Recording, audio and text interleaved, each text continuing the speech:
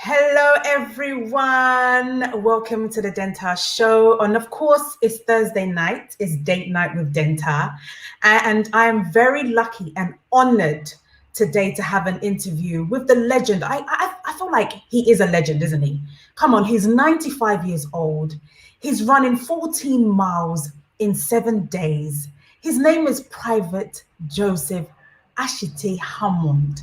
And I had the privilege of meeting him 2 years ago at the Google Awards where we celebrated him. We gave him a big honor.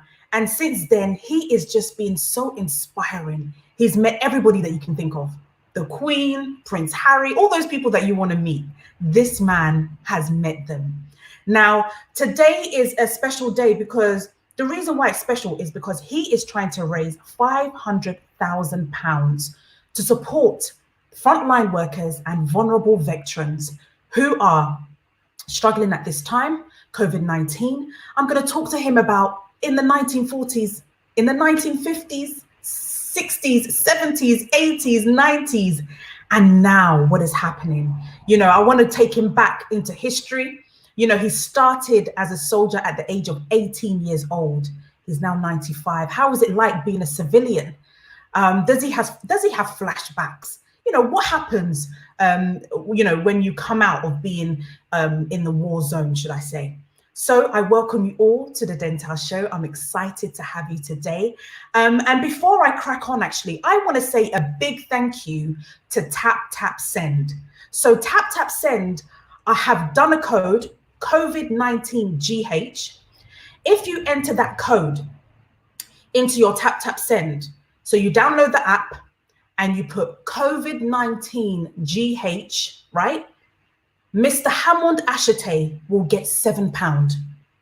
He will receive £7 that is going towards raising this £500,000. So I urge you all, wherever you are, get your phone, download Tap Send, and send money to Mr. Ashite's number, which I'm going to be giving out very shortly. And he will receive £7 that is going to go towards this project that he's so passionate about. You know, we keep hearing him saying, you know, every little, I think he said, I think I'm going to get him to say, I think he said every little drops makes the ocean. I can't remember, but I'm going to definitely ask him, you know, what his thoughts are on, you know, the other veteran that was able to raise £34 million. Will Mr. Ashite be able to raise this amount? I guess it's down to me, you, and everybody else to really support. You know, the funds is going to a very good cause. And so I urge everybody to support Mr. Hammond. And I know you're very excited to come and see him. I'm excited as well. We'll be speaking to him in a moment. But I do want to say thank you to Vesta London Beauty for my lip gloss. Every day she's like, look, your lips has to look good. And so she's been supporting me with her product. Make sure you go onto her website. It's Vesta London Beauty. And you know what? We should be supporting Black businesses. And so make sure that you go online and order your lip gloss. So are you ready? Mr. Hammond is ready for us. Let's go. Yes, that's it. Every little drop of water makes a mighty ocean. Come on, isn't that an inspiration? Every little drop of water makes a mighty ocean. So the more water that comes in, it gets bigger, it gets bigger, it gets bigger, it gets bigger. Well, ladies and gentlemen, please welcome Pte Joseph Hammond. Da, da, da, da. Hello, Denta. Mr. Hammond. My dearest Denta. Oh, my dearest Mr. Hammond. I can't wait. How are you? To speak to you 6 p.m. today about the Cuba and history of Ghana and vulnerable veterans. It's a date. It is a date. It is a date. And I'm so excited to have you on the show today. You're such an inspiration. You're 95. And for the last 3 days, you have been walking 2 miles a day to raise money for, the frontline workers and vulnerable veterans in the community, in Africa, basically. Mr. Hammond, why are you doing this? Thank you very much for this question. I saw the clip of Colonel Moore. I was really inspired. Being a veteran himself, I thought carefully and I said, after all, I'm also a veteran. We all fought at Burma. So if he's helping the British people, why can't I do it also for the whole of Africa? So I decided to do it voluntarily because this involves humanitarian sickness. It's humanitarian. And we went to Burma to fight a physical war against the Japanese. I was drafted to go into the war, 1943. 1943, you were drafted to go into the war. 10 of us. So when you say drafted, it wasn't an option. You had to go into the war. Was it? Exactly. I went on a tour with Colonel Layton. Okay. In charge of the whole workshops in the Gold Coast, to all the mining areas. And I was the one driving the officers, actually, because it was an order from the Achimota headquarters. Ordinary drivers must not drive the officers, but those who have undergone special training. Wow. And my training, where the police headquarters is standing now, it was our camp. It was your camp. I went through my mechanical training with flying colors. Wow. After the completion of my training, I was posted to 10 advanced base workshops at Takoradi. And our commanding officer was Major Brunner. The second in command was Captain Chipley. We had so many officers. Lieutenant Booth, Lieutenant Richardson, and later on, Lieutenant Day also came. Where we had other service officers, like Staff Sergeant Chunifor, Staff Sergeant Asia, and then Staff Sergeant L.A. Hammond in charge of the unit stores. Okay. So who was the other Hammond? Was that your brother? My relative. It's a family member. He's a family member. So I guess, you going into being a soldier, was it a family thing? Was your dad, also a veteran? I hail from a military family. Okay. Almost 15 to 20 people belong to the army or the Navy. Wow. You see?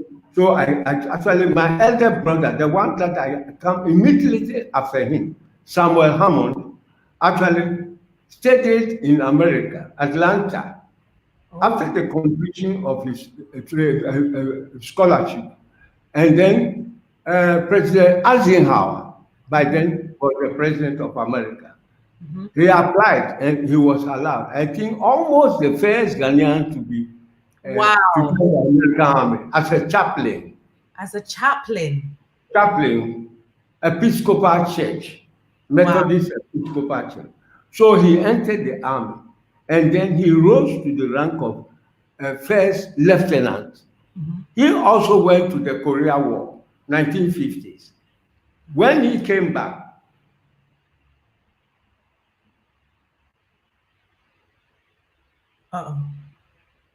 Mr. Hammond. When he came back, he went back to church, his church. Yeah. Then we continued. So I continued, and then I was drafted to go to the war with 10 other colleagues from the unit because they said they wanted the best soldiers, and I was really one of the best soldiers. They said. I can imagine. Yes.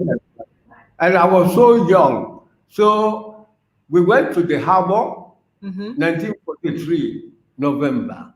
And then we saw one huge ship, troop carrier, about 2,500 or 3,000 on board, troops. Wow. So we also joined at Takoradi, November 1943. Mr. Hammond, wait. You are telling me stories from 1943 when Denta can't even remember what happened last week.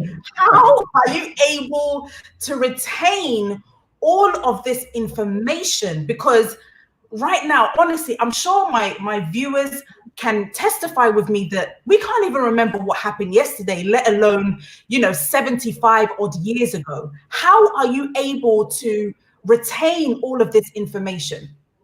I thank the Almighty God. He has blessed me with retentive memory. Wow. I know every capital of every country in the world. As I see before you now, there is no country that I don't know the capital. I know I've been blessed with retentive memory, except the 2,000 islands. Even the 2,000 islands, I know a lot. You see, when Napoleon Bonaparte was born and all that, I know all. Corsica, Ajaccio, I know all. And then I continue in the army with 10. These colleagues, they were Joseph Hammond, Ibiokai, and Cranton, Amonu, Anefi, Krenzel, and then Anefi, Krenzel, and then A.B. Mensah, and also Lomoti. These 10 people, we were drafted to go to the war. But when we arrived in India, actually, myself, Hammond, Ibio Okai, and Granted, we were drafted to go to the 3rd Battalion of Infantry. We were the people, mechanical men, to repair the American jeeps. It's maneuverable in the jungle because the jeeps were very small vehicles. And, bushy areas, it could maneuver, then pass through the bush. So we repair it when there is a technical hitch. We repair it. My other colleagues too, part of them went to 2nd Battalion and 1st Battalion of Infantry. 82nd Division, comprised of 1st, 2nd, and 3rd Battalion. But we had 2 divisions. 81st Division, commanded by General Woolner, 5th, 6th, and 7th Battalion, Raw West Africa Frontier Force. Well, we, 82nd Division, our divisional commander was General Stockwell. And our brigade commander. These names. Yes, and our brigade commander was Brigadier E.W. Weston, who was severely and wounded during the war. Wow. 1945, I think, February or March, he was really wounded. So, Mr. Hammond, hold on a second. How was it like an 18-year-old boy going into war for the first time? What was the feeling like? Were you scared? I mean, what was going through your head? Did you think that you were going to die? Like, what goes through, a soldier's head? This is a fine question. When you are young, your blood is very hot. And you don't fear. But when you are getting old, then you know what is fear. But when you are young, you don't care. Wow. You fight to the end. You fight. You don't think about your death, but you fight. And our aim was to defeat the enemy. We travel from West Africa for a purpose. Either you kill or you will be killed. This is the thing. So I didn't think about death at all. I remember one time they wrote to me from home that my sister is dead. They told me she was dead. When they wrote me the letter, I asked them never to do that again. Because myself, I was a dead goat. I could die anytime, any minute, any second. So they stopped writing about death from the family back home to me. they stopped. And I was very happy. Now, So these let's just stay on that for a second. You didn't want them to write to you about your sister's death because you were scared of the effect that it was going to have on you, or you just didn't want to hear about those things because you were also on the battlefield that you could, lose your life at any point. Exactly, exactly. You see, the point is when you are sitting with your brother at the battlefront, every soldier knows that, and the whistle goes, and your brother is shot, killed. Wow. You turn your back, you see your brother lying dead. You have no right to stop. You have to continue to move on. The moment you do that, or you weep, you'll be court-martialed. You are demoralizing the other soldiers, the other troops. Wow. When you want to cry, you go and hide yourself and cry. Quietly, privately, nobody sees you. But when you cry openly, you'll be court-martialed during the fighting. So Yes, during the fight. what happens at that time? What do they do to you if you openly shed tears? You see, when I joined the army, I was so young. I want to tell you something. Yeah. There were two officers, one captain and then one lieutenant. They saw that I was so young. They asked me a question. They asked me, if you are asked to kill your mother, would you do it? They asked me this question.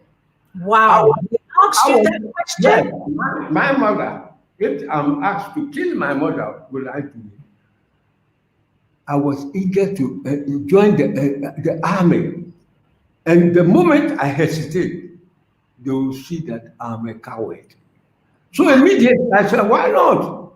My mother, if the state asks me to do it, I will do it. They said, fine, good, Hammond. Immediately they enlisted me in the army. Wow. But let me ask you one thing. Those that ask me questions, if they are asked to kill their mother, would they do it? No. Nti before, mo gbọ́ ẹ̀ṣẹ̀ máa bọ̀ dáhùn tí náà. Mo ti ká mi ká ṣe mi. Because I wanted just to join the army. I love my mother. You see, this is the thing. So the same thing at the battlefront, we fought ferociously against the Japanese. One thing is that they have been brainwashed from their infancy that when you die in the war, you go to heaven, the Almighty God. Imagine people with such mentality from childhood and the growth. So they prefer to die when you are captured as a prisoner. It's a shame to your family. But when you die, it was an honor. This is the Japanese idea. That's their theory. Yes, so they fight ferociously. They don't care anything. So actually, we passed through a meal of life. Fearful battle in our trenches. And sometimes we were short of food. For days. For days. For days, about 3-4 days, no food. We rely only on our biscuit and corned beef. Wow. Then you move on until when a parachute drops our food and then the ammunition, we continue fighting. But if we were unlucky that time, and the Japanese too were short of food, they fight over our food with us. Wow. It was a serious battle. Maybe they were also short of food, but we continue. Always we put the pressure on them. We don't allow them to put the pressure on us. Sometimes we fight for 3 days, in and out. The whole 3 days, we were unable to push them. Wow. Then hold on. Because some of us do fasting and praying, okay? And so when you do fasting, even it's 2 days of dry fasting, you feel weak. So 5 to 4 days when you haven't eaten, how do you get the strength to be able to fight? That is why the army, they train you very well. We live on sometimes no food, sometimes we march 50 miles. You have to do it. You have to do it. We were trained like that. you know, and the fighting goes on this way. Sometimes we'll be fighting and then we solicit help from second light battery, bombard their positions, and the whole ground will be shaking like this. We were in our trenches. If you lie on the conspicuous ground, a sniper will spot you from the trees and then shoot you. So whenever the fighting subsides a little, and then everybody starts digging trench to hide Wow. inside the trench. And this Wow. trench, when it's raining, everything on you. We had only a cape. We call it cape.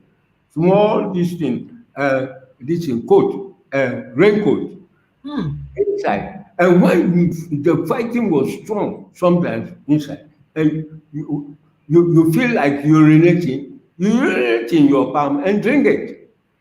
What? Of course, your own drink, you have to drink it. Because when you come out, a sniper will shoot you and shoot you.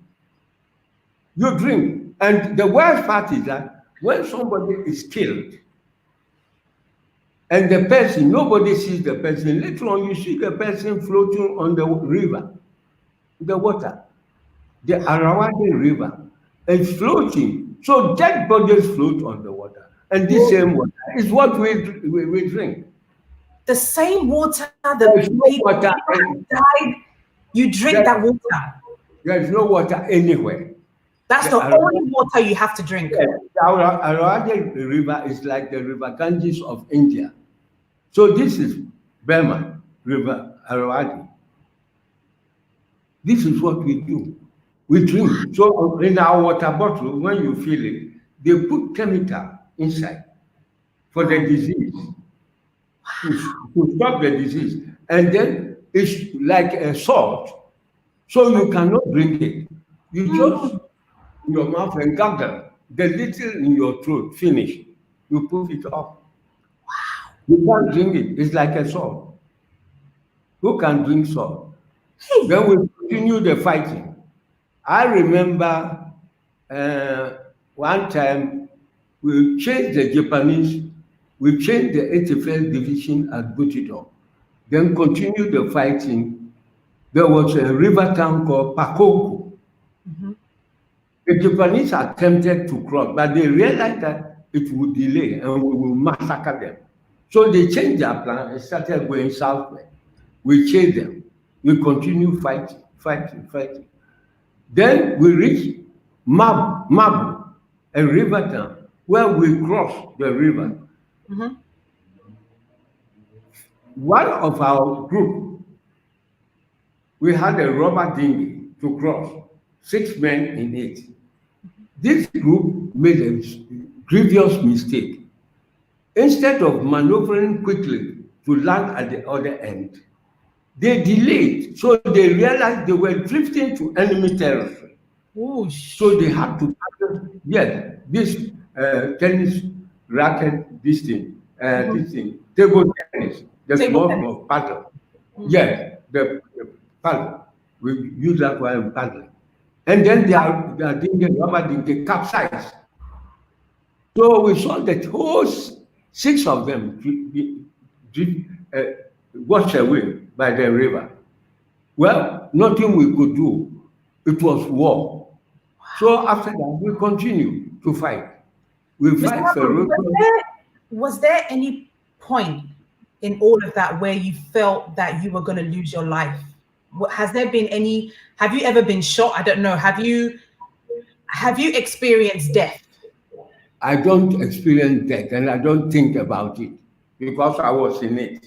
It could happen anytime. I didn't care. I was so brave because I was young. So we continued the fighting until it reached a town called Kindongi. This place, the officers realized that my eyes, the left one, it was protruding, coming out. Wow. From the socket, yes. For no apparent reason, nobody knows why, but my eye was coming out. So there was a piper plane, 2 wounded people, and myself. We were flown from the battlefield to 35 General Hospital, Madras. we were flown there in India. Wow. But there was no well-equipped eye section there. Okay. So I was transported by ambulance train. Some of our wounded colleagues from Vellore, Kolar, Bangalore, Kolhapur, and to Pune City in India by ambulance train. Then, 10 miles away from Pune City, very huge hospital for British forces, Indian and Africans. I ended up there, 40th General Hospital, Wow. commanded the hospital by Colonel Hollingsworth. And there was a doctor called Crockett, my doctor. It was this doctor, medical doctor, that actually he mentioned the name in my original discharge book, palytitis and choroiditis, the disease. Wow. That affected my eye. Your eye. Why my eye was protruding? Is that it was contaminated blood. Might be somebody was shot. And then squirted into your eye. Yeah. And I touched the person to hide the person, maybe one or two of them, under the bush to avoid calamity for snipers shooting him during the fighting. Might be some of the blood contaminated, my hand touched the body, and it went into there was no fighting and the sun, and no handkerchief. Might be my hand touched my feet. Yeah. So there was a disease. Wow. So I was in the hospital. I was actually cured and given category C. I would have gone back to the fighting again. I was very lucky. Then what's category C? So when they give you, I think obviously it's categorized in the seriousness of the injury, right? So C was okay. Yeah. So I was actually cured by giving category C. Okay. When to go back into the war, but not the front again.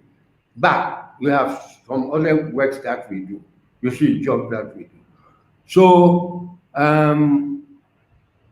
category C, luckily the war came to an end. So I didn't go back into the fighting again. I was there until we went to Burma with HMS Acacia. We spent troop ship. We spent 6 weeks on the high sea. Now 6 weeks, 1 month, 2 weeks on the high seas from Takrady to India. 6 weeks. Because we passed through Sierra Leone, and then I forget, we passed through Sierra Leone. Sierra Leone we stopped for about 2 or 3 days, and then later on, one day we woke from under the deck. We saw so many ships.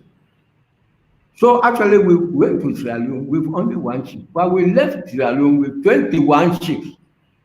Wow. I cannot tell you precisely where the troops came from, but actually battleship ships and this thing, troop carriers, plenty. So I saw a submarine came out from the harbor. They had a natural harbor in Sierra Leone. It came out. Then just about 30 minutes or 1 hour, all the ships started blowing their sirens, boom, boom, boom. Then we all started. We moved. Plenty of ships, we call it Armada. Then the whole ship set sail. We started. On our way, intermittently, on the right-hand side, there was 2 destroyers and 1 big battleship at the far end, the same thing on the left. You know, I've been reading about these warships, so I know. I know destroyers and cruisers. I know. So the same on the left.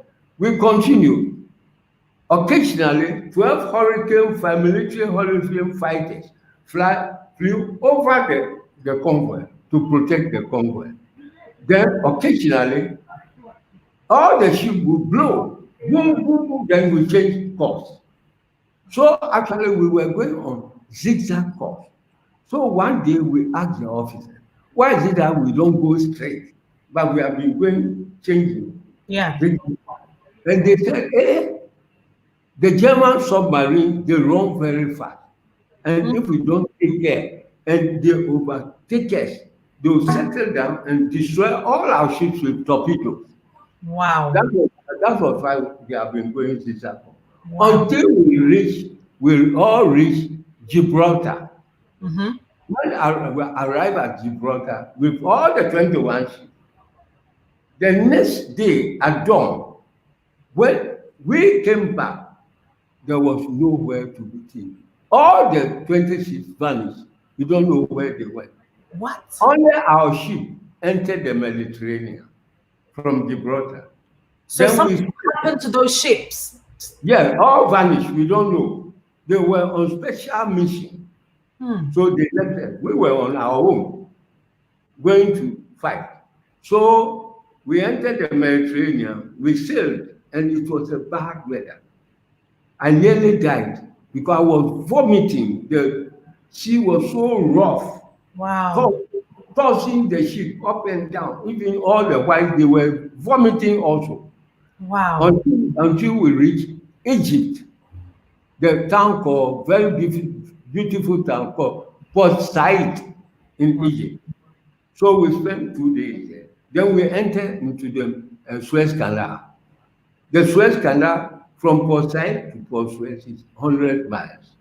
We sailed through the Suez Canal. At the point even, we saw a big area with a statue, the man who constructed the Suez Canal, Ferdinand de Lesseps. Yeah, he constructed the Suez Canal. It was 1869 when this thing was opened, the Suez Canal. Because I know Napoleon Bonaparte of France was born 1769. 100 years exactly, the Suez Canal was opened. Wow. I know the history. Mr. Hammond, let's just, I mean, from your experience and what you went through, can COVID-19 compare to the dangers that you guys were put through? How do you see COVID-19 and the fact that, you know, we have to stay at home, we're not allowed to go out, we have to wear masks? How do you see COVID-19? Thank you. I'm very happy you said this. You asked this question. COVID-19 is more serious because it's an invisible war against humanity. In India and Burma, in Burma, it was a physical war. We see the enemy. We plan our strategy how to attack them, to defeat them. But this one is invisible. We cannot see it. So if you are not fortunate, it will kill you. This is where the whole thing is dangerous. That is why I want everybody to involve, all hands on deck, because it's a dangerous disease. Now I'm appealing through the medium of this interview.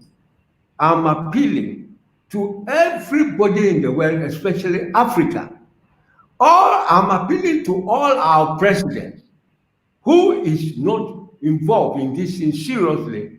I'm asking all African presidents to come on board to raise funds, colossal amount of money for the frontline people, doctors, nurses, everybody involved, and the vulnerable veterans, all of them. Maybe the veterans receive small amount of money, but with this, it can be top up to assist them. They are feeble. Mr. Corporal Samra attained the age of last year, 100 years. Others are 97, 90, and I'm 95. They are feeble, actually. Some of them cannot move at all. So I'm appealing to all of you, anybody, whatever you can contribute. If you, the little drops of water makes a mighty ocean.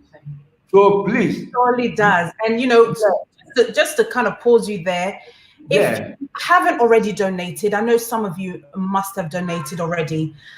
You can donate by using Tap Tap Send. All you have to do is send £1. Exactly. from your thing, and if you add COVID-19 GH, he will get an extra £7, making it £8 that will go towards this amazing, needed fund to help the frontline workers. All you have to do is literally, if you don't have, times are hard, but if you don't have money, all you have to do is download Tap Send on your phone, enter Mr. Hammond's number, which is on the screen right now, send just £1, and we will add, Tap Send will add £7 to it, to making it £8 to give towards this amazing cause. And if you are online, you can go to our justgiving.com/crowdfunding and Veteran Hammond. You can donate. I've seen people donating £100 here, £80, and we can't thank you enough. Mr. Hammond, do you feel as if, when you are on the war battle, is there a lot of teamwork? Do you feel as if you had to work individually to kind of stay alive, or were you more working as a team to make sure that you all stayed alive? We work as a team. At the battlefront, when there are tanks, we follow the tank to protect us from the ammunition. But when two tanks engage fighting each other, we spread. Because when you follow the tank, and unfortunately, one of the batteries, ammunition, it drop on you, it will kill everyone. So we spread. It's like, terrain like this. This one here, together, moving forward. The officers among us, we all go forward. This is what we do. And fighting. When the war is too intense, sometimes we solicit the help from the light battery, and then also our planes bomb their position. The same thing they do to us. I remember one of that person happened to be my own person. Wow. Mingo. He was in the signal. They were going forward with Brigadier Weston, who was wounded. Then a bomb dropped and destroyed his signal equipment. And then his stomach was caught, and all the intestines came out from his intestines, but he had the presence of mind. Tore his shirt, quickly pushed the intestines inside and tightened. Wow. Yes, so fighting from here, maybe from here to the Osu police station, operations going on in a tent. They managed gradually, they took him there. And then it was stitched nicely. But when they brought him back straight away in this trench, the Japanese came, heavy bombing and artillery bombarding our positions, and then the bombs dropping. The whole ground was shaking. All the stitches that the doctor stitched, it all loosed. So the intestine came out again. Yeah, again. It came out. So he had to, we wear some fingers and so forth under. We tightened it, removed it, tight his body, the stomach, and they push it in that. And we went there. But he survived. He survived?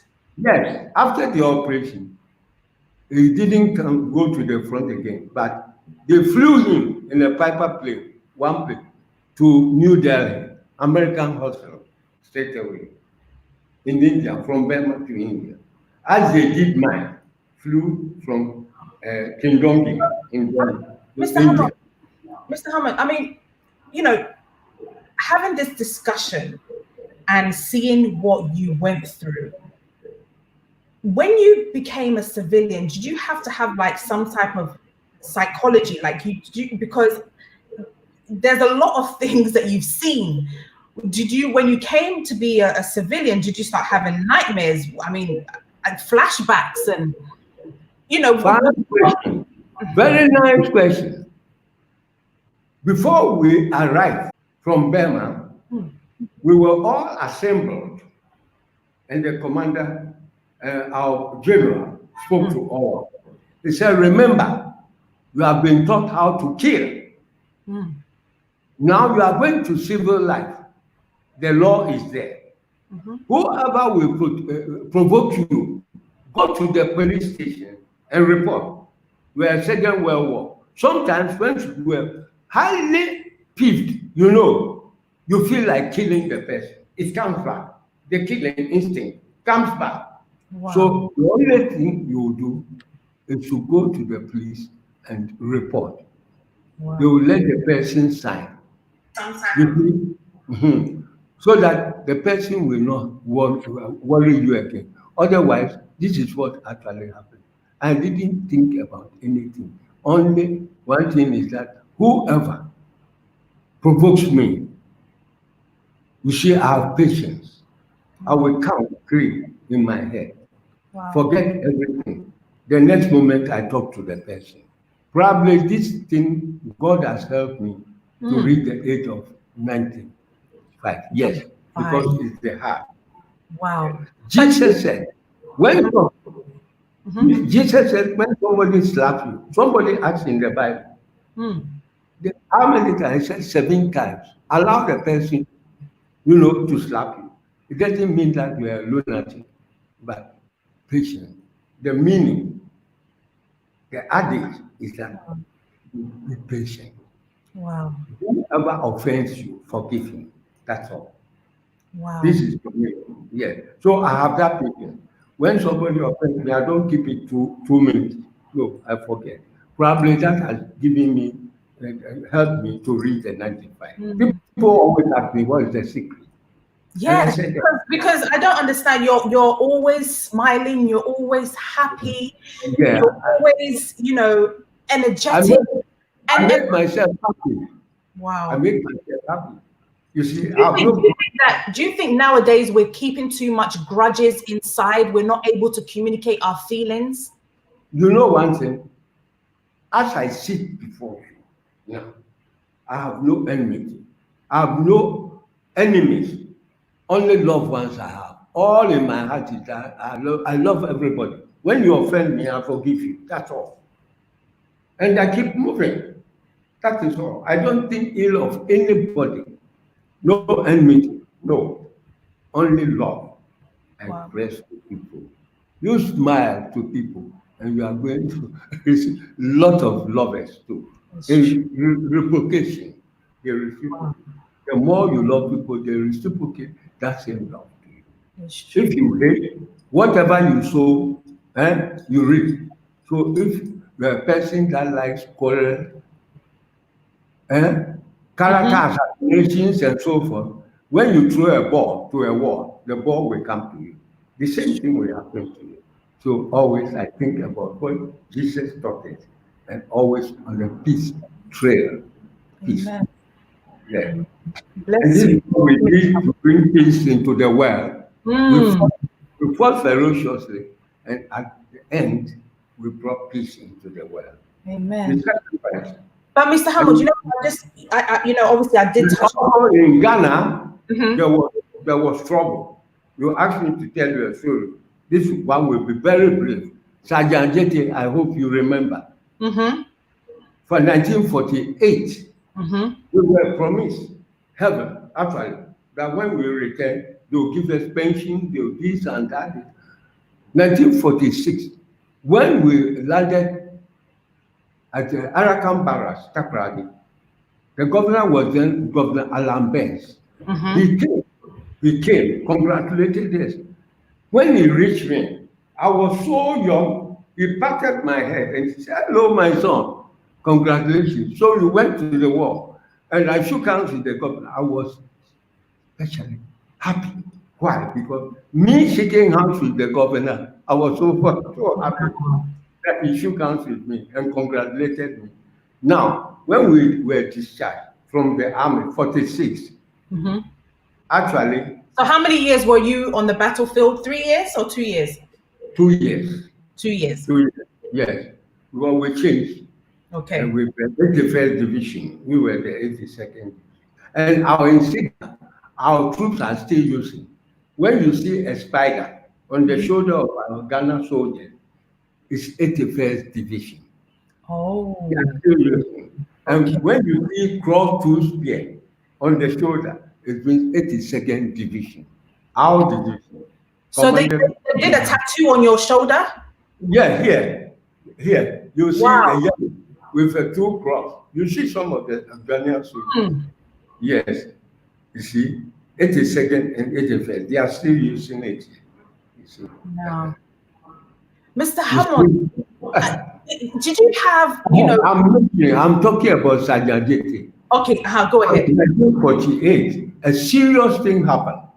When we came back from the war, we were promised heaven. Nothing was wrong for us. Pension, good pay, everything. But they deceived us. Wow. 46, when we arrived, Sergeant Tamaklo was our general secretary. But he was around 50 and so forth. But his deputy was James Owusu, about 36 years. Okay, so he took over from him, the grown-up man, the old man. Then one day, behind the Independence Square, there was a labor office there under the trees. Then we planned. We said, look, I was there. I was so young. Then we planned that, look, if you don't ask, they won't give you. If the mountain will not go to Muhammad have to go. Yes. Go to the mountain. So we decided that, look, we have to go. But then Governor Lambert had gone home, and Gerald Christie was the governor. Very slim man like that. And then that fateful day, we decided to go from the Kwame Nkrumah Mausoleum. At that time, those days, there was nothing like Mausoleum there, but a park, open park, where on the 24th May, every time, all the schools converged there and took part in sports. But now Kwame Nkrumah Mausoleum is built there. Yeah. We started from that place 8:30 because we wanted to reach the castle before 12. So we walked. Those days there were few vehicles. So we arranged the thing 210. We were the group. We walked slowly. When we arrived at the crossroads, we saw policemen. We called them Gentle. Gentle means uneducated people. They were not educated. And under the command of Superintendent Emery, one British officer, they said they won't allow us to go to the castle. We said, why? After all, we only want to present our petition to the governor to look into our deplorable condition. We spoke, and this man was highly impervious to reason. Wow. We spoke to Superintendent Emery. So we said, okay, we will select 10 men with Sajajete being our leader with the petition to go to the castle. This man still did not understand anything. He refused. So we were forced to scale down the number from 10, then to 5. He said, okay, we will select 5 people. Go with Sajajete too. Whether the governor secretary received it, we don't care. Only once it's gone, our petition to the governor is finished. Whether secretary received it or not, once at the castle. Still, the man was adamant. This man had the impudence to ask one of his sergeants. Later on, we learned the man's name was Sergeant Chokosi. Wow. He asked the man to shoot. What? Instead of negotiating with us, he asked the man to shoot. What? He gave the order 3 times. The man didn't shoot. Chokosi didn't shoot. So he was highly peeved. He was highly annoyed. Why do you think he didn't shoot? Why did you think he didn't? Those days, you know that we were colonial subjects. Okay. You have no mouth. And the army rulers are obey before complain. This is the law in the army. So this man, the first man when he grabbed the gun from the sergeant, he shot Odate Lamte at the front line. I was 7 feet standing in the second line of Sergeant Ajete, our leader. He shot him because Olate Lamte, Atipo, and Sajadede, during the fighting in Burma, they were the same unit. So they are like friends. They knew each other already. So when he shot Olate Lamte, I saw where I was standing, 7 feet behind him. He made his hand like, oh, but why? We are unarmed. We have no gun. We have no knife. We have nothing. Why should you shoot him? Then he shot him also. Wow. The Supreme shot him also. He felt that this highly provoked Sergeant Jete. And then he moved. I saw him move to grab him with the whole gun. Unfortunately, I saw him because I saw when he raised the gun. Suppose that bullet missed Sergeant Jete, it would have hit you. Wow. It would have killed me. Probably the Almighty God, being our creator and father, spared my life to tell the whole nation of Ghana what really happened. Wow. So when Ajete fell, I saw all before my eyes. There was confusion because we didn't expect something like that to happen. Yes, it was unexpected. So actually beyond our comprehension. So actually there was pandemonium, confusion all over the place. About 200, few of our men, 20% went to Osu Township. But the 80% of us marched to Accra. And in the olden days, there was a, post office in front of the post office, roundabout there. So any white man that we saw coming, we won't kill him. We will stop the car, drag him, throw him away, turn the car upside down, and put fire inside. What? This started the 48 rounds. So the population in Ghana, they were extremely annoyed that these our boys returned from war to fight for the British Empire. Yeah. Basically, you were fighting for the British. Yeah, we fought and defended the British Empire. And why should they kill them? The population were so annoyed, men and women, everybody was annoyed. And then this thing continued. So they started looting stores. Also, killing people. And the police won't allow them, to loot the stores, the goods. And they put fire in the UAC, Kingsfield, and UTC. It was a terrible sight. Wow. Nothing like that has happened in Ghana's history. It was terrible. Day and night, people were being killed all over the street. And then this thing continued. And one thing, when we were discharged in 1946, some of our troops also, they went home. Some of them went to Kumasi, some to Volvo. So the thing, when they heard that they have killed their colleagues in Accra, it spread to Kumasi too. So there was rout everywhere, fires, burning stores for 3 weeks. When this thing subsided, King George VI, this queen's father was then Queen Elizabeth's father was then the king.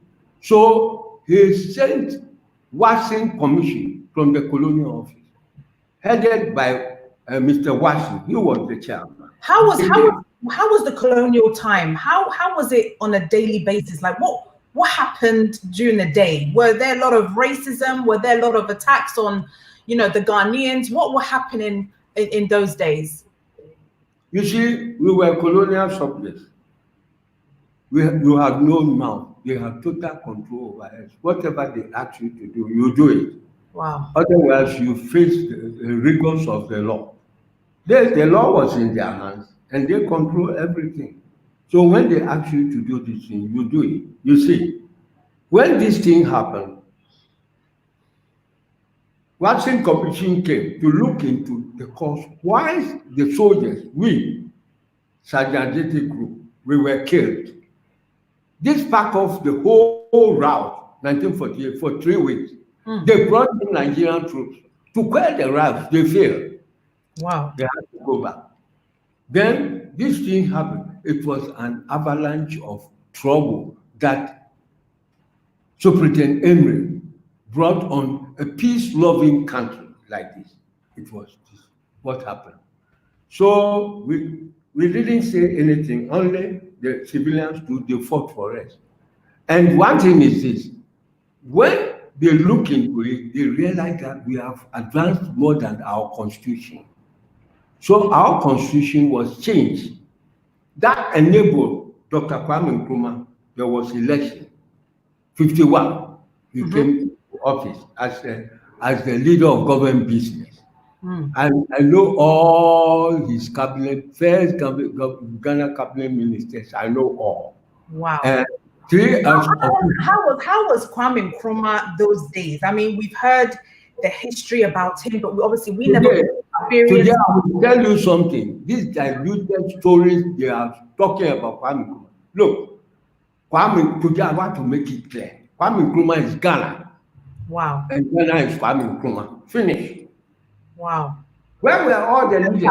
Why did you say that? Why are you so passionate about it? I will say that because these people started the UGCC. But Akwaje realized that they were all lawyers. In the morning, they had to go to court to fight for their stomach, their daily bread, to look after their families. So one of them, a lawyer, Akwaje from Labadi, said, no.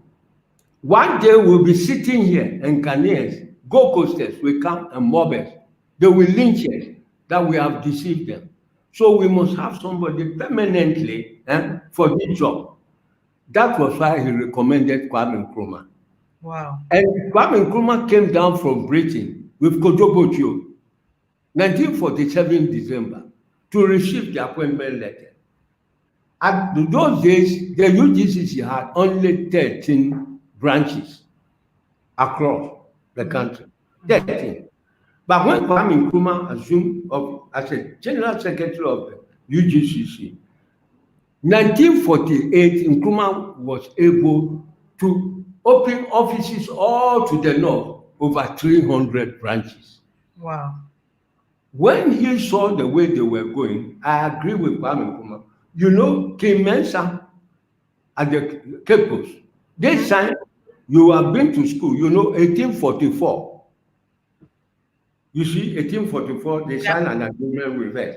So 100 years, they should have handed over power to us. You see, for 100 years. 1944 passed, they should have done it. They didn't do it. Kwame Nkrumah came 47. So Nkrumah realized that it is our own. Now they have to do it, give us our power, and they haven't done it. Then the opposition were saying step by step. He said, what do you mean? We have again the 100 years we agree with them, 1844, 1944, 100 years. They should have given it. Now we are in 1947, 48. Now we are in 48. Why are you saying we want our independence now? Wow. This appealed much to the younger generation at that time. So they followed Kwame Nkrumah. We demand our self-government now. Until these things happen. So if nothing happens, then if there is a bell and you are not taking anything to hit the bell, would there be any sound? No. There won't be any. When you hit it, there will be sound, definitely. Yes. But if nothing hit it, it will be quiet. Not so? Sure. So actually, I'm telling you a problem. The killing of Sajajete, that paved the way for Ghana's independence. Wow. Yes, because President Mills read in public, I saw it, I heard it. President Mahama too cannot deny, he can bear me out that he said it in public, that killing of Sajajete paved the way for Ghana's independence. And today, I'm the only survivor. Wow. Sajajete group, I'm the only survivor. You're only survivor of Sajajete. I'm the survivor, and I'm saying it because I've said it for 5 years. And nobody has challenged it on the telly. Because I was then 23 years. And imagine what I told you, our General Secretary was 36. Yes. So by now he's dead, can go. Yeah. If I'm 95, What about those that have about 30 years by that time? You see, they have attained the age of 100 years already. And to get to the 100 years line is not a joke. Then you are fortunate. Mr. Hammond, wait. This knowledge, this history, this. I mean, when is your book coming out? I know that you are writing a book. Like, we need to indulge in this history. We need to have the facts, and because your memory is so clear that we want to be able to experience what you experienced in those years. When is the book coming out? Thank you. When this book comes out, we will send it to the schools everywhere. Amen. It will go like a hot cake, I'm telling you. You'll be so amazed. The ferocious fighting in the trenches with the Japanese and others, you'll be scared. But at the same time, many wars you will enjoy it. How many wars did you go to? How many wars? Wars. Burma War, but actually the war started from India. So the 81st Division started later part of this in 42. Okay. You know, the Japanese conquer all, I want to make it clear, the Japanese conquer all the islands. History, everybody knows it, around Burma. And Burma being the British base, the Japanese invaded the place with all their troops. They chased them and they run to India. Wow. In India, at the border, they captured some of the towns there. They wanted to colonize India. Wow. The Japanese. Yes, that was why the fighting was so ferocious. The British troops, so the army was there, part of the Indian troops, and everybody, all involved in the fighting to rescue this thing, to push away the Japanese. So our unit, the first division of Bokos, they started the fighting first. They went into training first and started, because if they fail to do that, the war will be two. One in India, one in Burma. So it was decided that we push them from India. So the war actually started from India. Then, yes, then we established our bridgehead. All our supplies there, we pushed them into Burma. So 81st Division started the fighting. As I told you, then we changed them at Butidom, 82nd Division, also continued the fighting. Until Mr. Hammond, hold up. You didn't answer my question. When is the book coming out? We need the book out like yesterday. So when is it coming out? You need patience. Sometimes if I tell you precise day, and it failed, I will be a liar before you, and you are special. So I don't want to deceive you. I don't want to deceive you. It will come out the better, and you will be the first. You will be the first person I will inform you that we have concluded. Yay! But Mr. Hammond, do you think it will come out this year? Oh, definitely. It will come out this year. Oh, before December. Before December. I'm serious. So are you nearly finished? You're nearly finished? Pardon? You're nearly finished with the book then? Nearly. And it's nice. It's so fearful. Wow. Enjoy it. Wow. The title is My Experience in War and in Civil Life. Because in civil life, I occupied positions also in the government. Okay. During Nkrumah's time and so forth. I'm happy to say that the Airwork Stadium that you have been hearing of it, the builder is me here. What? Yes, I've done a lot for the military. You know, at Peshi. Wow. Yes, I started. I was then an engineer working with the Ghana National Construction. Wow. So this assignment was given to me. And then the killers, nobody can doubt, they know. Air Marshal Otu was then the kingpin, the CDS. It comes with PWD engineers, maybe 5, 4, and so forth, to inspect them because it was a military project. So I was the site agent. Site agent is equivalent to works manager. Mm-hmm.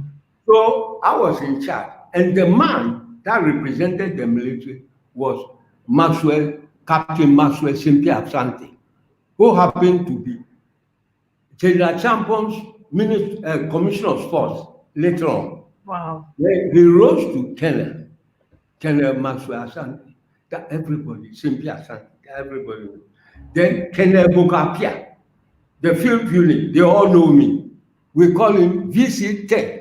VC10, if you are around, listen to what I'm telling you. It is true. You know me very well. I'm Hammond. then Colonel Kumsing, garrison engineer. And then the superintendent of garrison engineer, Mr. Tete, they all know me. Everybody knows Mr. Hammond. Yes, that the Ewak Stadium, I contributed a lot. So the day that all the units were actually playing football, a colleague, Andy, another engineer, asked me that we should go and look at it. We came from Nungwa, intentional branch there. So we went there and actually we saw them. When the officers saw me, they were so happy. The sergeant said, "This is the man that." Hey, it was a great day that day. Wow. Brigadier, they were playing final this thing for a corps, military units. You see, the military units to present a corps to them. Wow. So it coincided with our passing day. Okay. Then my colleague asked me that we should go and work. When I was introduced to the brigadier. Mr. Hammond, wait, while we're having this conversation, I don't want people to forget that they have to donate. This interview is to really raise funds for this amazing man. I'm sure you're being inspired by all the history and all the knowledge and all the things that he is saying. Please, if you haven't got Tap Tap Send, download the app. All you have to do, if you don't want to send much money, you can send just £1 and type through the promo code COVID-19GH, and Tap Tap Send, who are supporting his initiative, will add £7, so making it £8 that will go towards supporting him to reach 500,000 and more, to help the nurses, the doctors, and everybody who are fighting COVID-19 as frontline workers, and also supporting the vulnerable veterans across Africa. So I urge you all, if you don't have access to Tap Tap Send, please go on the Just Giving site, which is scrolling on the screen right now, so that we can raise funds to support this man. I mean, you've seen what the UK veteran did. He raised 34 million. Us as Africans and as Black people and as people who support initiatives like this, I feel as if we can support Mr. Hammond to reach this level, just £500,000, and it will go to a great cause and help Mr. Hammond, achieve his dream. For him, it's a support. He feels as if now, him as a soldier, he's not at the battlefield. It's now to the nurses and doctors who are in the battlefield right now. And so he wants to do the little he can do to support, to buy PPEs, equipment to support our nurses and doctors who are fighting this cause. Mr. Hammond. I know you will be surprised to hear what I will say. What are you going to say? Initially, our plan was that I work 7 days. Mm-hmm. And when we conclude the whole work, it will be 14 miles. Not so. Yes. 2 miles every day. 2 miles every day. But I told Derek that I'm determined to go further, to reach 30 miles. Wow. Yes, and I'm prepared to do it. I will continue. It's not the 1 week alone. I will continue until I reach 30 miles. 95 years old, to be a history. Wow. You deserve to be in the Guinness Book of Records. But Mr. Hammond, I mean, you're 95. I don't want you to stress yourself too much. You know what I'll tell you? Mm-hmm. As a soldier is always a soldier until the bones are rotten. Wow. I will do it. Thank you. Mr. Hammond, I'm urging everybody who is watching right now to share your pages on Facebook, share the link on YouTube so that somebody can hear this important message. Private Joseph Hammond says if he doesn't reach the 500,000 by the 7th day, which is going to end on the AU day, this man wants to continue the journey till he reaches 30 miles and completes this journey. I'm urging you all that for me, I don't want this 95-year-old man to do 30 miles. I want him to complete the 7 days on the 25th on Monday and raise this amount. Let's all come together. Like he said, and he keeps saying in every single interview, every little drop of water makes a mighty ocean. So your £5 here, your £10 here, your £50 here, your £1 here adds up, and it will be able to reach this amount. And I want to say a big thank you to the people that have been walking with Mr. Hammond. We had the doctor on the first day. We had the defense team on the second day. Today we had Abeku Santana. Tomorrow we've got Nana Kwame Bediakun. On Friday or Saturday, we have the Minister of Tourism supporting us. We have Ian Walker, the British High Commissioner, is going to be walking with Hammond. We have Ochame Kwame walking with Hammond. We have Van Vicker walking with Hammond. Guys, this money is going to a good cause. We need to make sure at this time, just as everybody rallied around Tom, who's now being knighted as we speak by the Queen, we need to rally around Private Joseph Hammond. Let's come together as one and show the world that we can also support our own and get him to reach his 500,000 figure. All of us can do it. Share it to a friend. Share it to a loved one. If you don't have Tap Tap Send, download Tap Tap Send. Use the promo code COVID-19GH. When you send just £1, Tap Tap Send will add £7, making it £8 towards this initiative. This man has selflessness. His determination alone is inspiring. You as a 20-year-old, as a 30-year-old, as a 40-year-old, what have you done for COVID-19? This man says, I'm not going to sit around. I'm going to get up every single morning at 6 a.m., start walking in the hot sun, in the hot shade and sweat, so that he can raise funds to support another person. Isn't this inspiring? Isn't this encouraging? Guys, let's spread the word. This man is our dad, our granddad, our friend, our brother. Let's support Mr. Hammond to make sure that he gets the PPEs to the nurses and doctors. Mr. Hammond, you also deserve an OBE, a knighthood, our own one for you. I'm even, I don't know whether you've already got is it the Volta Award from Ghana? Have you received any award from Mother Ghana yet? Apart from the Guba Award. Guba Award. So you have only received. And from Vitra administration, we were honored. Okay. Received also 2015 by Mami Korea show. Yes, we were honored. You were honored there. Vitra administration. You've only received two awards. Yes. Okay. From the Vitra administration and then Guba Award. And then Guba Awards. This is your Guba Award picture when you came. Yes, yes. Your African attire. And I remember it was JJ Rollins that presented your award. How was it like having JJ Rollins present the award to you? I want him to work with me. I'll feel very proud. Please get in touch with him. I know he would like to work with me. I'm sure he would like to work with you. I'm going to get. He is my man. Wow. Wow. And then, Mr. You met last year, November. You met Boris. There is you and Boris. Yes. I spoke with the Prime Minister, Mr. Boris Johnson. And how was he? How was he as a person? It was marvelous.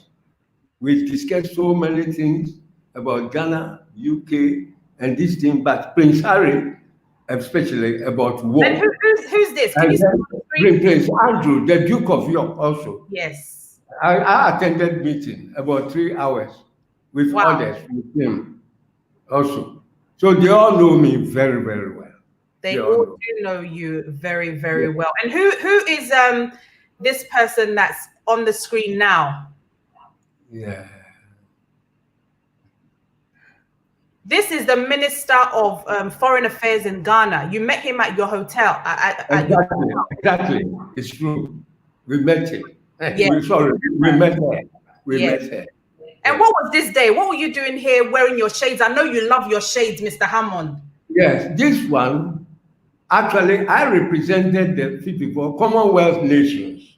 Wow. I was the only one allowed to speak to Prince Harry and the wife. Wow. You know, all the members from Australia and other places, the Commonwealth, they came. I being the leader, so you will see the picture that I sat in front of them. And then, when the Prince Harry came from the cathedral with the wife, he brought there.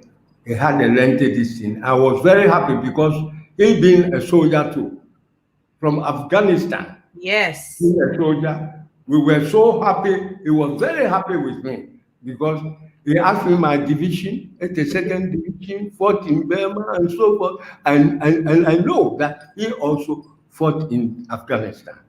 So he was highly interested in me, honestly. I thank all my God. And I told the wife that Ghanaians love you very much. We do. When they heard that you were going to marry Prince Harry, everybody was so happy. The newspapers, TV station said, "May God bless you all, Ghanaians." She said it to me. Wow. With the husband. I said, Ghanaians love you very much when they heard the news. We do. And it is true. We love her very much. We love her. Mr. Hammond, how do you compare 1940 to 2020? How have the years evolved? How have the years changed? What have you seen? Are we better in these years, or do you think? Thank you asking me this question. You are an honest lady. It's very good, this question. In the olden days, despite the fact that we were colonial soldiers, we live in peace. No enmity. No these blah blah NDCs and MPPs and so forth. No. We were colonial soldiers. We were so tight. Wow. We love each other very much. So the other day, Mami Korea show, I asked them, I said, in the olden days, when somebody comes from Ghana, you feel very proud. When they mention you come from Ghana, you feel proud. And the life was so good. And the young men and the ladies, they respect the elders. Even when there is a bus, there was a bus, you enter the bus, every young lady will stand up for you, for the lady to sit down. We respected very much women those days. Nowadays, everything has blown sky high. Everything is disarray. I must be frank with you. We have not progressed at all. We have not progressed. We have to reactivate, actually, to bring back the olden values that we had for this country. And what were those values? Is it being more patriotic, having more love for one another? More patriotic, because I know of late Bob, the high jumper, Mr. Lai, the runner, this Lawson, Miss Anu, the 100 yards lady, Baby Jen. They all went to Vancouver at Canada, participated in the Commonwealth Games. Nobody asked anything much. They were so proud that actually they belong to Ghana. And they were very happy that they took part in all these sports, you see, to bring fame to our country. Nowadays, nobody thinks of the fame. And also, so when I lectured at 28th February secondary school, I told the teacher to inculcate patriotism into our youth nowadays. There's nothing like that. Nobody wants to sacrifice again, which is wrong. It's our country. Some of these young guys, they said they greener pastures, then they go to somebody's country. The people there suffered and made their country beautiful. It is for us also to make our country beautiful, for people to come here. Absolutely. Like Dubai, you see, we started by far before Dubai. They had only oil. We had gold, we had diamond, we have manganese, we have this, we have this, we have cocoa, we have a whole lot of things God has given to us. The only thing that we are suffering now is leadership. Finish. If we have the right leader, I'm not condemning anybody, but it is the fact. This actually delayed Ghana's advance. If we have the right leader, will push the country And forward. what's your attributes of a right leader? What does a right leader need to have? Right leader, for me personally, will not be a leader that we always is on their mind to go and collect loans and this thing. We have everything. God has given us everything here. We have to use it. And then to develop our country. What should we go and buy? Look, loans are just paper. They are printed. Not so. We have our gold. We have our diamond. We have our this and that. We can do it. It is okay. With exchange, it's no robbery. This is previously what we were doing, actually. A trade, silent trade. When the Portuguese arrived, they put their goods down. Then this put their goods down. If you are not satisfied, you will come and put more on it, and you collect. So if we have all these things, and we have our gold, if we want aeroplane, we will negotiate with those. This is what they have. So we have gold and diamond and everything, manganese, bauxite. Then when we negotiate, we want to build rail line from Takrady to Tamale. Okay. We arrange everything. They said, we need so and so, about 1 ton of so and so gold. Okay, thank you. We are coming. We will go back and plan comprehensively and then come. Because we have signed all the papers, we give them our gold. And this is what God has given to us. We give them our gold, then they give us our come and construct our road to this place for us, Tamale. There's no harm. It's no harm. So this thing is no robbery at all. So this is what I feel. Because mind you, this law, our children and children are going to pay for it. If anybody thinks they are not going to pay for it, it's wrong. Our children will die after our death. They will pay for it. So we have everything God has given. Okay, we give our gold, we give our diamond. If they say they want cocoa, we give them our cocoa and collect what we want. Finish. Absolutely. This is the way. That's the right leader who is thinking about his country, but not to put his subjects to become poor, poverty, to make the country very poor. It's wrong. In the sight of God, I must be frank with you. He has provided this for us. God had his intention of doing that. That's why I gave it to him. Okay, we give them what we want.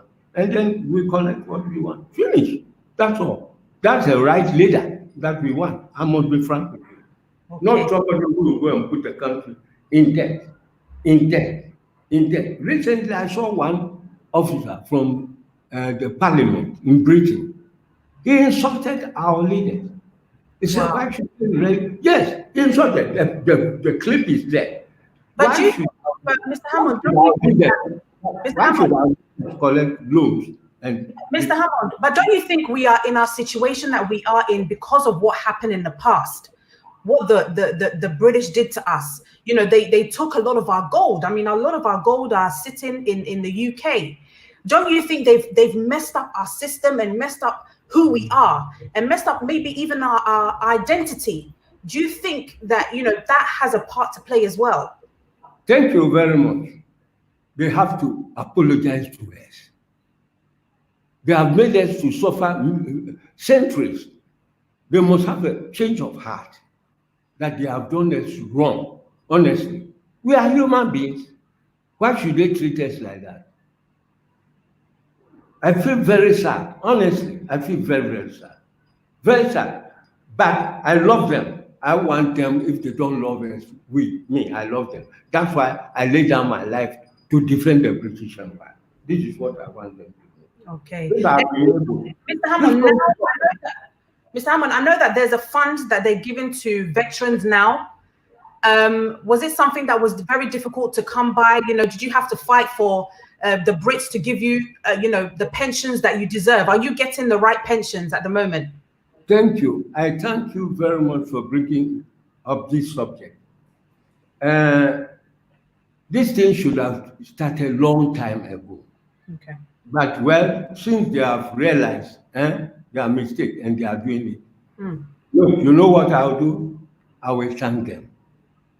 You see, when somebody realizes his mistake and is helping, it is okay. What about our people? Now, let me ask you, Benta, what is our people contributing to the veterans? It is shame. Wow. I'm telling you, it is shameful. Ghana, they have to help a lot, our veterans. But our help rather comes from abroad. We have to be very proud. In spite of the fact that they have offended us, this, when you have a wife and she offends you, you won't say that you should continue like that. The next day she will cook a sumptuous food, delicious food for you to eat. And then you patch up. It's finished. It's the same thing. Now they have realized, and they may be planning to do more for us. So we thank them first of all, and we want them to bring more for us. We thank them. So you think that Ghana can do more to help the veterans? Ghana is not doing more to help the veterans. Rather, we receive the funds from abroad. They have realized what we went through. They have realized our contribution to humanity and the world. So they are contributing. They have brought us from. But don't you think it's right for them to contribute because they're the ones that got you to go and fight for them? So really and truly, yes, I know it is true. But there are some people that are diehard. Never mind, they don't care. You see, they have done this. If they have a change of heart, it is good in the sight of God. But somebody will continue, he won't mind you. He will continue to slave you and never mind whatever. If you are hungry at all, he will let you die. But if today, this poor old man, the veteran administration is trying, they are doing marvelously well. And what the widow's mite, the little that you afford to give to them, it is fine. Only we will appeal to them to increase it. That's the thing. What they did to us, it has happened. It passed. Now we are thinking of today and tomorrow. What the help that they will give to us. So I'm appealing fervently to them to do more. That is all I will say. Thank you. And for all those people who are watching you right now, Mr. Hammond, you know, the money that you want to raise, what are you going to tell them? What message are you leaving them? We are very grateful. I appeal to the British people 2018 that my colleagues are very feeble. Some are 90, 92, 93, 94. And they all had it. And I thank Chris Warren. Mr. Hammond, hold on. Mr. Hammond, hold on 1 second. I have a caller on the line who's going to ask a question. Hello, please say your name and where you're calling from and the question that you have for Mr. Hammond.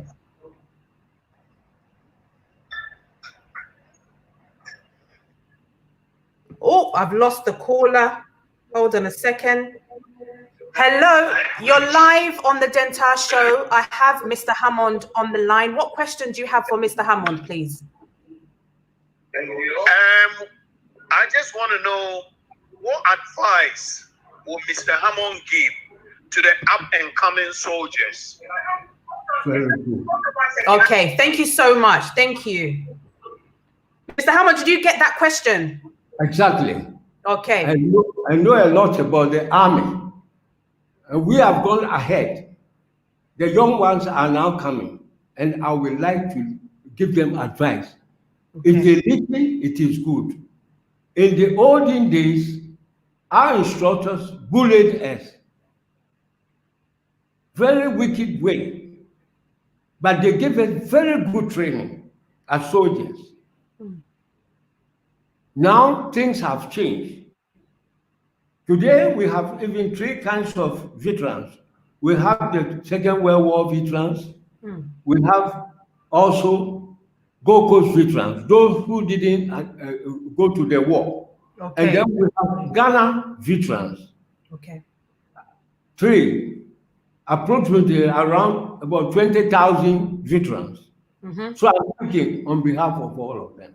Now, I'm appealing to our soldiers to listen to their officers, to obey their instructions, so that in case there is a fracas, there is hostilities, since they have obeyed their officers and learned from them well, it will help our troops.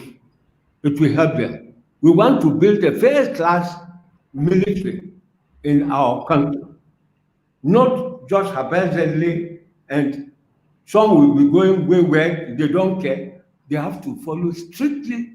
They mustn't think that they are doing them bad. One day it will help them at the battlefront. All the instructions will come openly to them. Thank you very much for asking me this question. You have to obey the instructions. Today, he's down. Tomorrow, he may be at the top also. So they must respect their officers so that when they're also at the top, others will respect them. This is all I want to say. Okay. Okay. And to be good soldiers. Soldiers that the country will feel proud of them. Soldiers, not those who is involved in coup d'etats and so forth. No, we don't want that at all. I must be frank. We have changed our mindset now. Everybody wants to be on the peace line. Everybody. We want to enjoy our peace. We don't want any problem, hostilities in our country again. Absolutely. I know that you still have a good eyesight. Can you read what's on the screen? Can you see it? It is marvelous. I used to read after 6:30 sometimes. Wow. 6:30, no spectacles, nothing. I've been blessed. And you have a nice handwriting. I remember your handwriting. The other day, Derek, I was happy, made a remark about this. I read a very small things and he was amazed. God has given me, actually blessed me with age, and I read without spectacles at all. The age of spectacles, yes. Mr. Hammond, can you read what's on the screen? What this person is saying? Can you see it? Nice is here. It's nice to this life. Show please kindly give him the military title. He is private, and I will feel proud that that title is pronounced in any communications regards. Yes. So he basically is saying, Mr. Dakwa is saying that whenever we pronounce your name, we should mention Private Joseph Hammond. Actually, we mention it Ashitei. Hey, Ashitei. What, please, how am I supposed to pronounce it? It is Ashiteye. Okay, that's Gan, right? Yeah, Gan, but actually, the actual spelling should have been Ashitei. Okay. But they Europeanize it, make it Tey. But the typical Ghanaian is Ashitei. Okay. And my elder brother is Ashite. Okay. Okay. Can you read what's on the screen now? Mr. Hammond, the omnipotent Father will continue to bless you for the good heart that you've been endowed with. Wow. What do you feel about that? Fine. I'm so happy that they sent this message to me. So somebody's going to say a message to you. Hello? Yeah. We can hear you live. My name is from Tema. Kojo from Tema. Okay, hi Kojo. Mr. Hammond is amazing. I'm so impressed. But I want to find out whether he still has his family around him. He has kids and grandchildren that will take after him. Thank you. Did you hear the question? Thank you so much. About my family. Yes. Yes. You know, my wife died some time ago. Some of my children are in Europe. They are 7. And I have even twin daughters that visited me yesterday. Wow. How many children do you have? 7. There's others are, even I have one daughter who is a senior secretary for a minister. Wow. Mr. Hammond, you have 7 children. I have so many grandchildren and great-grandchildren and great again. Wow. Mr. Hammond. And you know, how do your children see you? What do they say about you? These children, a lot of them are in Europe. Okay. One in Sweden, Hartwell. It's called Hartwell. Okay. The other one is working with the ministry. She's Veronica Hammond, but now Mrs. Nyaku. Okay. Dr. Nyaku's wife. She married the doctor. She's a wedded woman now. Wow. Now we have twin daughters, Mary and Martha. That they were with me last night, yesterday. Wow. They came from Accra to pay me a visit to say hello, Dad. And I have one of their sisters also at Soga Copy. Gifty Hammond. Gifty Hammond. But unfortunately, I had one boy, my last boy, that I love very much. It's called Leslie Hammond. When I returned from Britain, 4 days he died. He expired. Oh. I had to bury him. Buried no all. Oh. Yes.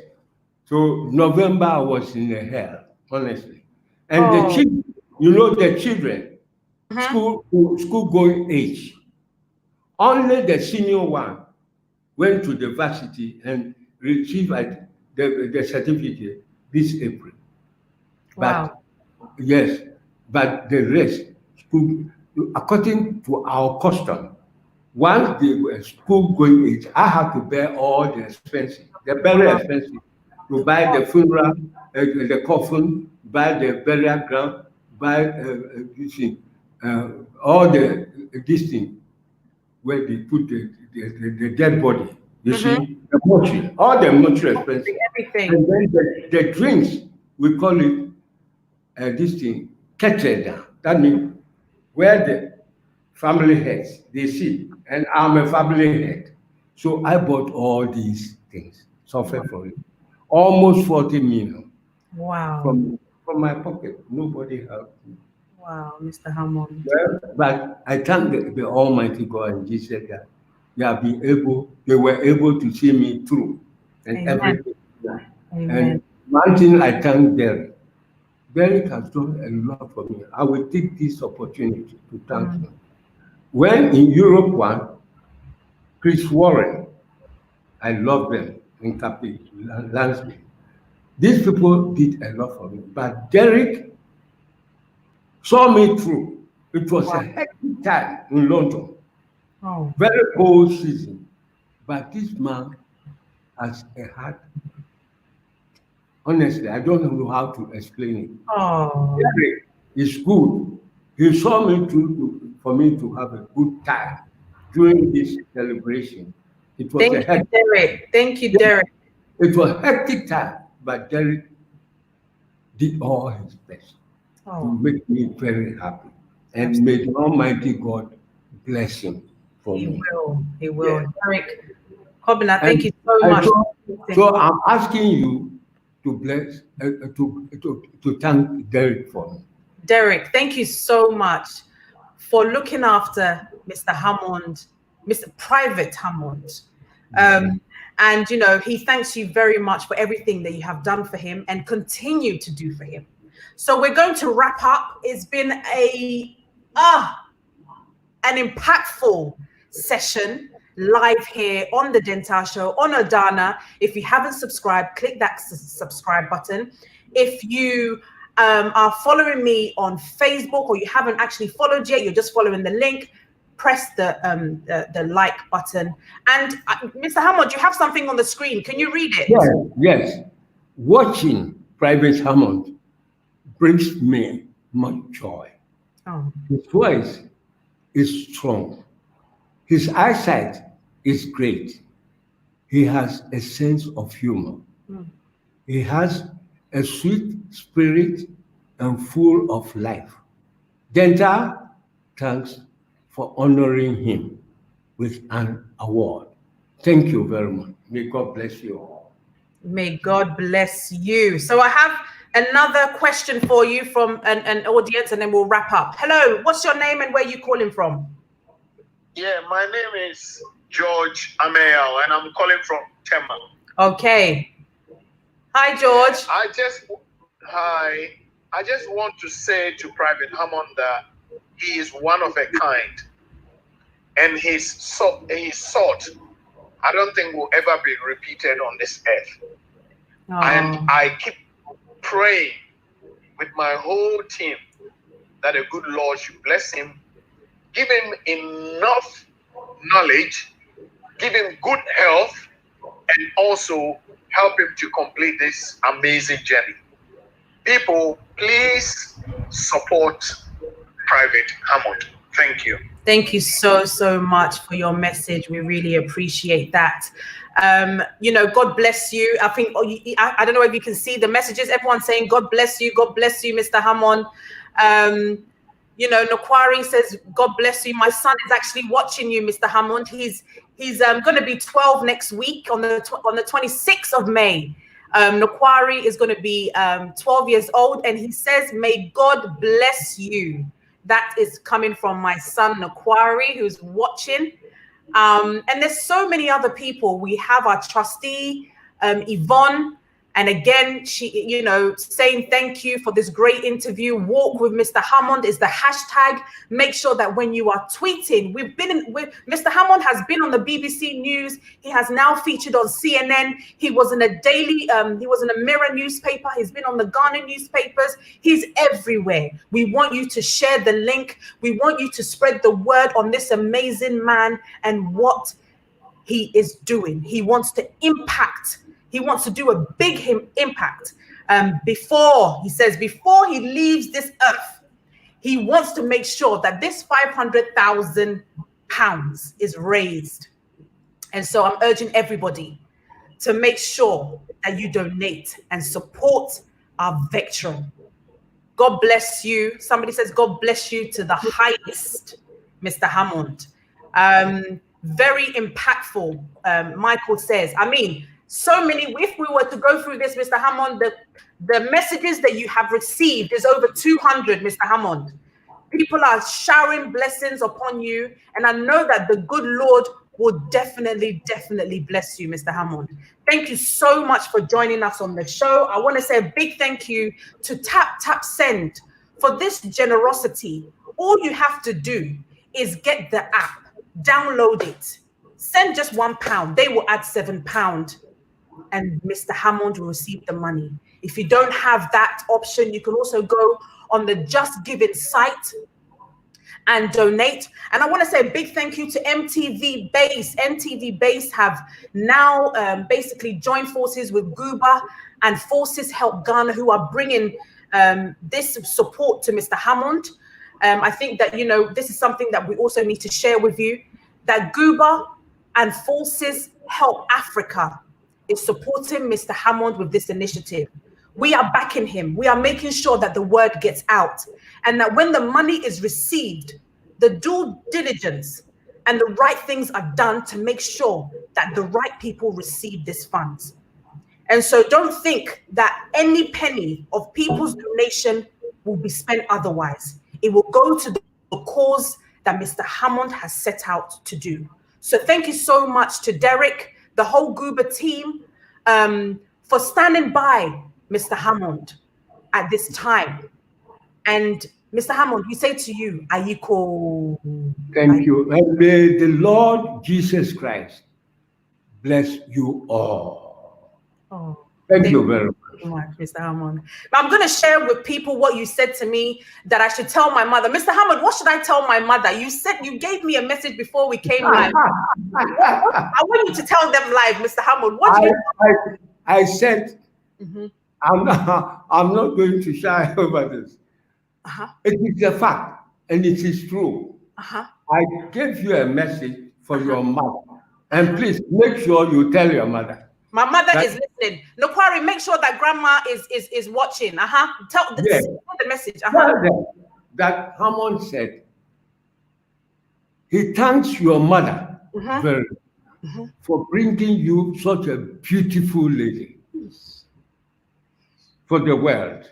I thank her very much. And then you are fortunate to have such a mother. You are one of the most beautiful ladies in the world. Thank you very much. Thank you, Mr. Hammond. Thank you so much, Mr. Hammond, for joining me on the Dental Show on a Thursday evening when I know that you should be resting and getting ready for tomorrow's walk. I will be with you in the morning on the phone, as always, with Derek. Derek wakes up every morning, 5 o'clock, to come to your house and make sure that you are dressed and ready to go. And I'm always on the phone, making sure that everything is up to par. So, Mr. Hammond, I'm wishing you all the best. We are all praying that this £500,000 will be raised in Jesus' mighty name, and you will see the money. Yeah, you will see the money being used for what you want it to be used for, Mr. Hammond. So thank you once again. And to all those people who have donated, I can't thank you enough. I think now we are about to reach £3,000, but we need all of you, every single body, to get on board and to share, to like, and to spread the word. Thank you all so very much. And I must say again, a big thank you to Vesta London Beauty for this amazing lip gloss. Make sure that you go on her website and order.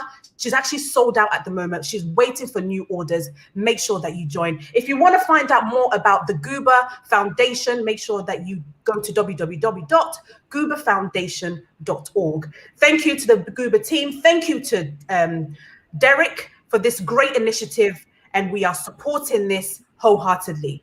Mr. Hammond, God bless you. Thank you. And may the Lord extend your life to 100. Amen. Amen. But actually, Mr. Hammond, can you quickly tell me your badges? What do they mean? Quickly, before we go. The left one is War Medal. Okay. The following one is 1939 to 45. 6 years when the war took place. Okay. And then the other one is defense. We defended the British Empire and all the peace-loving countries. We defended them. And the other one, the last one, is Burma Star. Wow. Those who took part in the war in Burma against the Japanese, ferocious fighting. Wow. Thank you. I've explained. Thank you so much, Mr. Hammond, for joining me. Thank you, Derek, for supporting him to be able to do this live with us. I appreciate you both. We hope that people will donate, as they said. I can't thank you enough. I'm really, really honored to have had you on the show today. God bless you, Mr. Hammond. Guys, I really do hope that you have enjoyed today's show. Please, I just want to say a big thank you to Kojo Yankson for joining us and saying a message to Mr. Hammond. Thank you to George Amiyao and to the other callers that called. I can't take any more calls, I'm afraid. We have nearly hit 2 hours, which I didn't want to hit 2 hours today, but because the conversation is so fruitful, you guys have stayed with us. Please share this page. Let somebody hear this message, because with all of us coming together, we can make sure that Mr. Hammond reaches the amount of £500,000. Thank you to Joy FM. Thank you to GH1. Thank you to TV3. Thank you to MTV. Thank you to the BBC. Thank you to everybody who has come together to support this initiative. I can't thank you enough. Thank you and I also want to say that there's a new shito in town. If you haven't got it already, Cassie's Classic is the #1 shito that you need to look out for. Next week, I will send you the details on that. And if you're looking for a birthday balloon, there's a special company that has that. If you're looking for a photographer that is #1 in the UK, that is A-class. He takes the best pictures. I also must say a big thank you to Stanley for doing all the graphics for us. I really, really appreciate you. Thank you to TapTapSend for supporting this great initiative and by giving us the code COVID-19GH. Is a promo code that you need to use to make sure that Mr. Hammond receives £7. All you have to do is just send £1 if you want. Just £1. And TapTapSend will add £7. The shito, I will tell you about that. And the nice balloons that is happening, I will tell you about that as well. And so there's a lot of, people that are doing amazing things. I'm going to be revealing them each and every week as well. So if you want your product to be please do get in touch with me. The email address is dentashow@gmail.com. Please keep safe, wear your mask, wash your hands, and social distancing. Thank you so much. God bless you all. I will send somebody saying, put down the shito details. I will definitely put down the shito details. Thank you all so much for watching the Denta Show. God bless you. See you the same time next week. Next week, actually, before I go, I'll be speaking to a young man who has a child who has cancer. This is going to be one of the emotional interviews that I've done in a long while. It's going to be very emotional. We all have to strap up. But he wants to discuss how it is like living with a son who is 8 years old with cancer. It's challenging, it's tough, it's hard, and it's difficult. But I want you all to join me next week, the same time, same place, where I will have the father and the son who has cancer. It's going to be emotional, but it's going to be impactful. And it will change the way in which you sometimes speak to people, because sometimes we don't know what people are going through. And so we must be careful when we are talking to people. You don't know what somebody is going through. Again, thank you all so much. We have Rock Your African Print conference, online conference coming up next week as well. I urge you all to make sure that you watch that too. Thank you so much for watching. This is Denta.